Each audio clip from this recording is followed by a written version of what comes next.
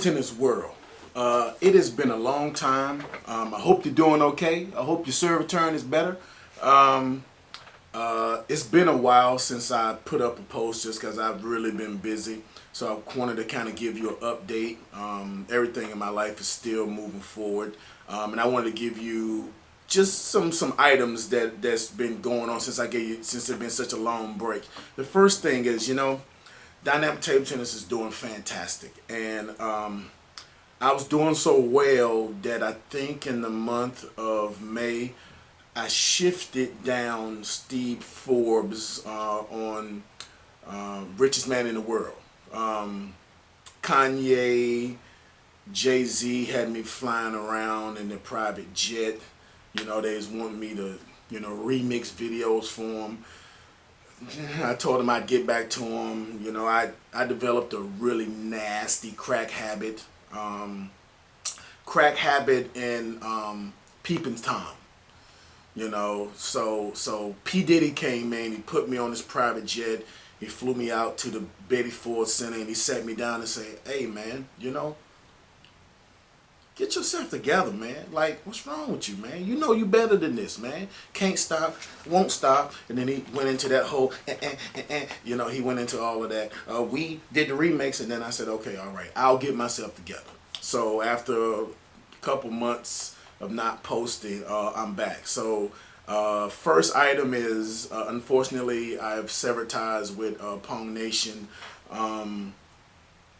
It's a really odd and unique thing when you're already a company and you're like trying to coexist with another company, because in some instances, you could be like a partner, and in other instances, you can be like an employee, and it gets discombobulated when those things start to mesh. And for me, I just don't think I was the right fit for that company. It's a new company. Like nobody really knows, like the major players, and it just didn't seem like I was the person that fit. And where I had the biggest issue was the equipment.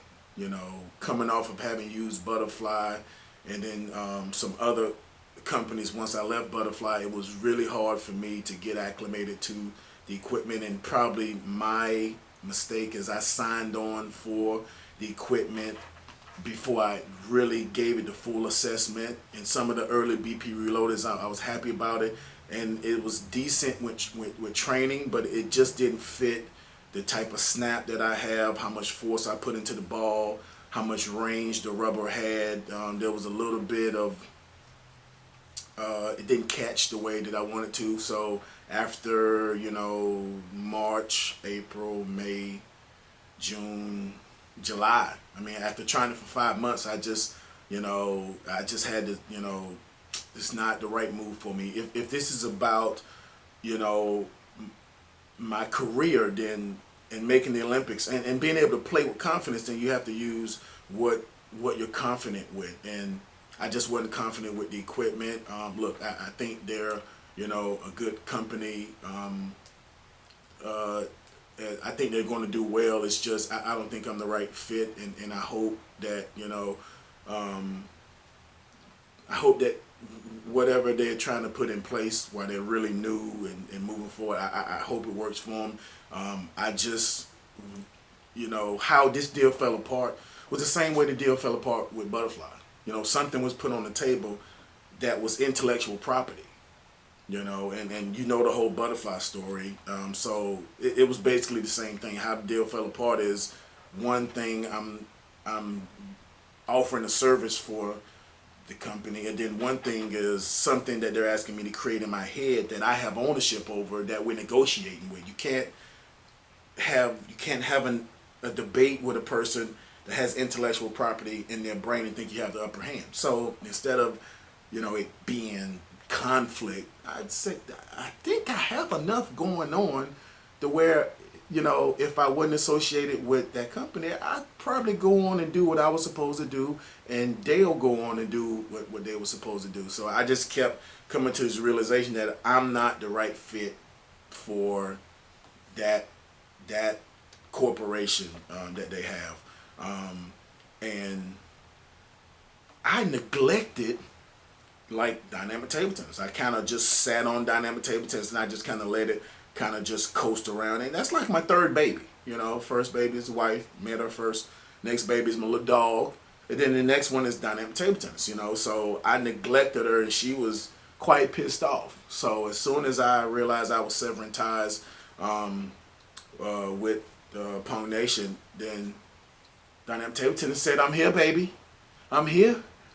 You know, look at me. Do the peeping Tom thing. Look at me. Love me. So I had been sitting on this script for about a year and a half. And the reason I hadn't shot the next DVD, which is serve and return training for table tennis, is because, you know, I wanted to kind of up the ante with regards to like how I add animation to a video that really drives home what the person needs to learn. That was really important because the other videos are more straightforward, but the serve and return is so unique that I feel like I had to kind of go back and restructure my way of thinking. So I'm going to shoot that video in like 2 weeks. So everybody is asked for it. So for all you people that have asked for it, I'm going to shoot that video in like 2 weeks and have it done.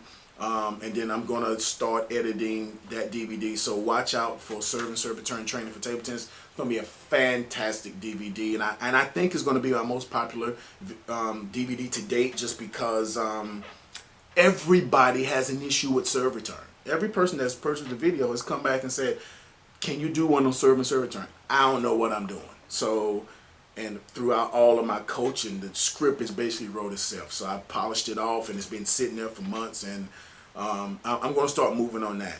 Now, other news with dynamic table tennis, we've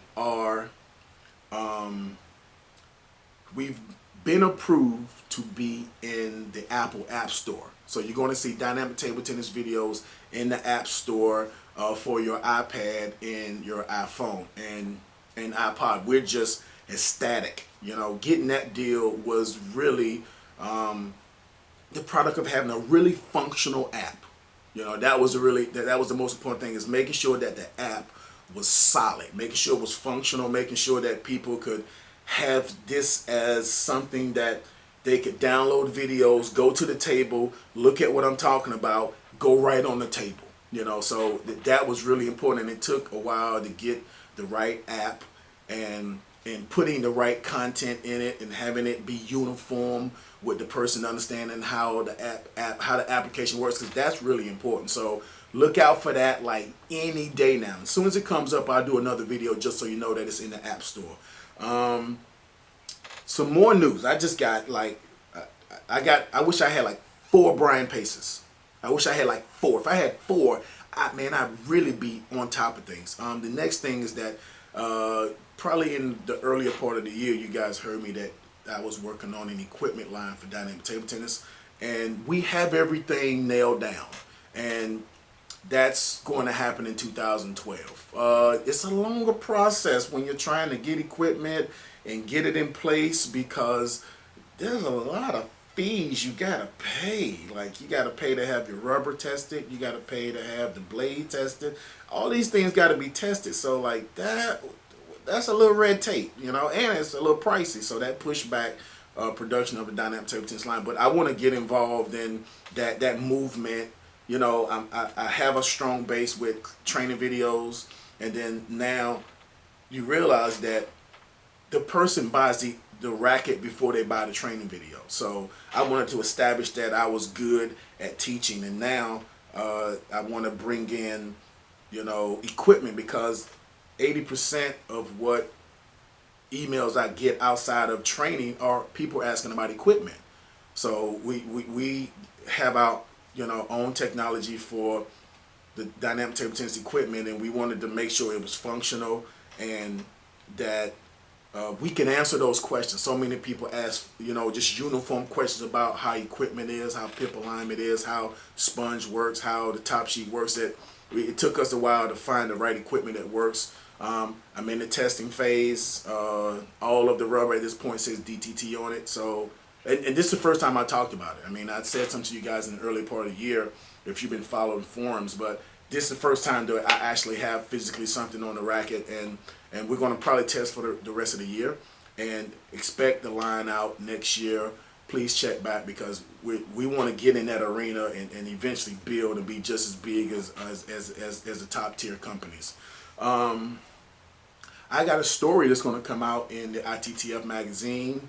It's fantastic. Kind of explains my story as a table tennis player. Kind of, if you're living in America, you're kind of this privateer with being involved with table tennis in America. You don't. It's really hard to make it a part of a system because you're kind of like a gunslinger. You go out and you find good people to train with, and it's almost corporate because you got to say, does this person present what I need to have this power lunch?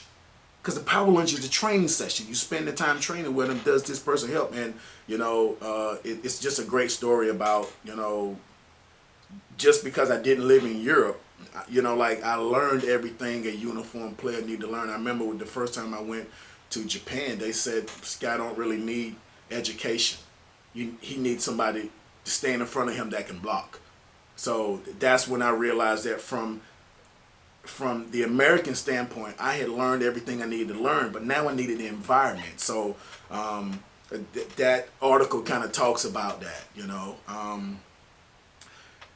I said to you earlier that I was going to be training in China, Romania, and Sweden, and I've kind of just narrowed it down to Romania, and that's because after talking with Coach Philemon, that's really the best place for me. I know the training players. Andre's there now because, there's really solid play. When I was there was a lot of people. You guys know Eliza. She a really good left-handed girl from Romania. She was really young when I was there. She was probably just a little right at my level, a little bit lower when I was there. But now she's just skyrocketed, and she's really good now. And now that there's so many good players there, Andre trains there, and then he just goes to his league match and then comes back home. He loves to live in Romania, so that's just fantastic to have him there. And then there's so many other good players. I mean, when Dragos was good. Christy is a guy, he's still good. Julia spends some summer there. I think she plays in Germany. So there's some really good players there. So I'm going there on August 23rd, and I'm going to try to make a promise to do a little video update every other day. Or I try every day, just a little something. I know when I get there, I want to give you like a little preview of the city and go forward with training and then see how the training is progressing. Now, in 2004, when I played the Olympic trials, for Athens, afterwards I got an assessment from Danny C. Miller. So let's take a look at it. This was an email that I received from the U.S. team coach right after the Olympic trials in 2004. So let's go through and see what he said. Okay. It says, Brian P., psychological in the past, too emotional when the game is on the line, you get too pumped up, and then there's a letdown. Well, when I was 17 or 18, there was a little bit of emotional, instability. But in my later years, you never hear me say anything. So that's a little bit late. But the thing that really caught my eye was the next one. It said technical. It said the backhand is too flat. I should spin the ball a little instead of countering the ball hard. Now, as you can see, he said playing the backhands flat, maybe I shouldn't do it. Well, I don't know if you know, but in 1996 I posted my highest rating, and that was with using short pips. And I've never really been a fan of backhand looping. I've kind of made it grow on me, And I remember when Todd Swears is a really good friend of mine. He made the Olympic team twice. When he used short pips, he immediately said, you have the same conflict I do. You have the shot, but it don't really fit into your game. And it's true.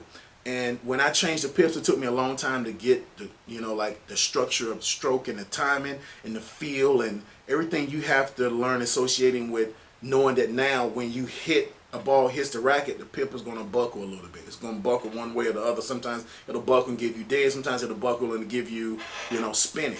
So I went to short pips, and I had a really good run and I achieved my highest rating of 2612, and that was the most comfortable I felt because I didn't have to try to fight the backhand loop. I just played a backhand, and something about that loop being spinny and arcing and the backhand being flat and traveling straight, it made it work for me, you know. But after a while, Richard McAfee, if you go back a couple of BP Reloaded episodes, he said, why are you using pips? You got this beautiful forehand loop you can learn on the backhand. I can learn it on the backhand, but I'm not comfortable with it. And look, I do have a good backhand loop, but do I think it's better than my backhand hit with pips? No. Do I think it's more functional? No. Do I think the backhand pips will give people more problems than smooth? Yes. So as of today, I'm officially using short pips on the backhand, and the training in Romania is meant to give me that time to really acclimate to over the table flip, push down the line, backhand hit or backhand loop, chop block, dead block, just to learn all of that and see how I can incorporate that back into my game. Because from the training sessions that I've had, everybody's watching saying this is the most natural for you. I was playing with a buddy of mine last night, and he kept saying, I can't believe how fast you adjusted. It's because I'm more comfortable hitting the ball flat than I am spinning the ball. So the first thing I did is when I realized I was doing that, I was changing the pips. I'm going to use pips. This works better for me for a couple of reasons. First reason is that this stroke is more natural for me. Just hitting is more natural for me. The second thing is I don't start getting a gunslinger's attitude with saying I'm going to let my backhand loop take over for what my forehand does. There's no conflict. So that's done. And the next thing is I remember playing people 2,500, 2,600. I was just beating them. I'd hit a backhand, they'd miss in the net. I hit a backhand, they get it back, I spin the ball, they'd miss. Or I spin the ball, they block, then I'd hit, they'd hit in the net. And I said, this is almost too easy. But that process for me was natural on this side. So when I realized I was using it, I said, I'm going to need to get a lot of structural training. So I went and did a session with Nelson. And the main thing I wanted to focus on was acclimating to how the pips is going to function in my game. Because I got to tell you, looking at it on the surface, the first issue I'm going to have is, how do I sequence the pips? Because Brian Pace for the last 10 years has been one backhand and possibly step around. Well, now the pips are so much more functional, and they give a little hesitation that maybe 2 or 3 backhands works. You know, so I have to figure that out emotionally, and I also have to place it tactically. I got to put that where it belongs. So in this session, you see me just go over the pips and trying to figure out if, you know, I'm going to hit or I'm going to loop. And for this session, I decided that I'm just going to try to hit everything so I can find out what I can hit. And then later sessions, you'll see that I start to backhand loop more. And I got several training sessions that I've already done that you'll see in the near future. I did a training session with Richard, and then you see a little bit of the pips, and then we play some practice matches, and then I'll show you some highlights from that to kind of show, you know, the how functional the pips can be. Certain things I do, I just win the point just because it's the equipment. And then I later on did a training session with one of the team members for the Canadian team, Peter Paul Predibon, and you'll see that, you know, he's a good player, but he kind of struggled with the pips, you know. So take a look at this training session with Nelson, and next week I'll be back to give you a little bit more insight on how I'm moving forward with this training session.